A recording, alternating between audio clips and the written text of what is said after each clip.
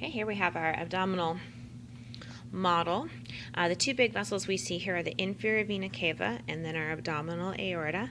Beginning with that abdominal aorta, there are three arteries that come off anteriorly, and they are the celiac trunk, the superior mesenteric artery, and the inferior mesenteric artery.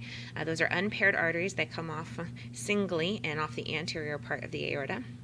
We do have some paired arteries coming from our aorta as well. They come off the lateral aspects of the aorta, and they include our renal vessels, so renal artery and renal artery, our gonadal arteries, so testicular if you're male, ovarian if you're female, and then our lumbar arteries, which would come off on both the left and on the right side as well.